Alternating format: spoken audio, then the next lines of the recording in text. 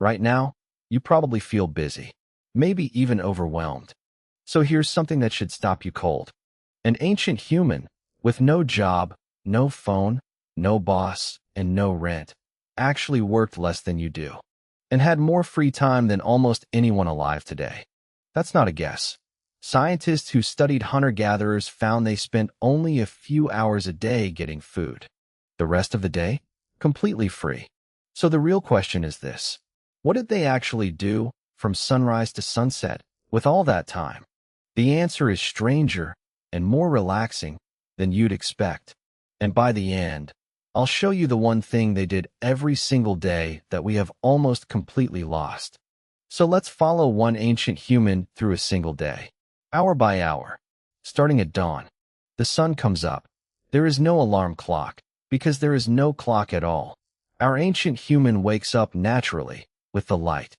No blaring alarm, no snooze button, just the morning. First job of the day, keep the fire alive. Fire is everything. Warmth, safety, cooked food. So someone gently feeds it, and it's ready for the day. Next, water. There's no tap, so they walk to a nearby stream, a route they've known their whole life. They kneel and drink, and carry some back to camp. And now, breakfast. But here's the first big surprise.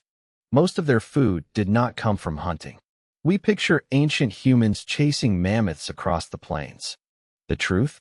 Most days, most of the calories came from gathering. Berries, nuts, roots, seeds, honey, and eggs. Steady, reliable, and all around them. So the group spreads out in picks.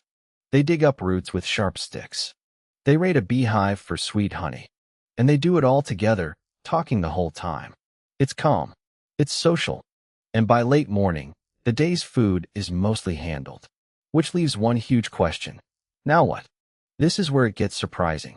By midday, the hardest work is often already done. And for an ancient human, that meant something almost unimaginable to us. Hours of free time. One famous study found that hunter-gatherers worked only about 4 to 6 hours a day to survive. Anthropologists even called them the original affluent society. Not because they had money, but because they were rich in the one thing we are always short on: time. So what filled those hours? A lot of it was making things. A broken spear needs fixing. A new tool has to be chipped from stone. Slow, skilled, patient work. Hides are scraped and softened into clothing. Baskets are woven. And all of it happens in the shade, in a group, side by side. The children aren't sent away.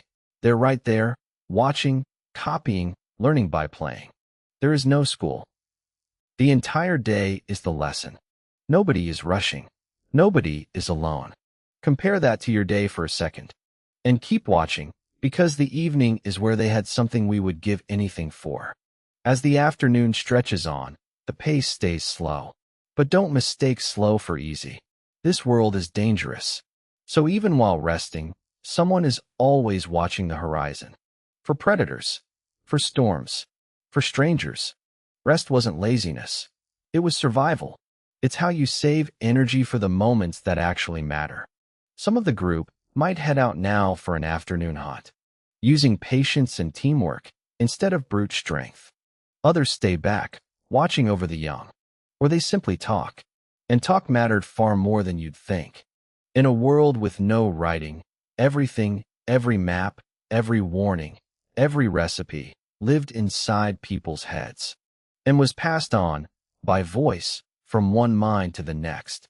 Their entire library was each other, which is exactly why the evening was so important. As the sun sets, everyone comes back to one place. The fire. The food from the day is cooked, and it is shared with everyone, because in a small group, generosity is survival. And then, as darkness falls, and there's nothing left to do but wait for sleep, they do the thing I promised you at the start, the thing we've almost completely lost. They talk. They tell stories. Around that fire, night after night, they share myths, memories, jokes, and lessons for hours. This firelight talk is how humans passed down knowledge and built deep bonds for hundreds of thousands of years. No screens, no scrolling, Just faces, firelight, and full attention. Then they sleep, often in 2 shifts, waking in the middle of the night, then drifting off again. And here's the part that should hit you. Your body still craves all of it. The natural light, the slow mornings, the long, unhurried talks with people who actually see you. That ancient rhythm is still wired into you. So if you want to know how these same ancient humans survived the dangerous night that came next, watch the video on your screen right now. And if you can't stop asking why, subscribe. A new question about ancient humans every single day.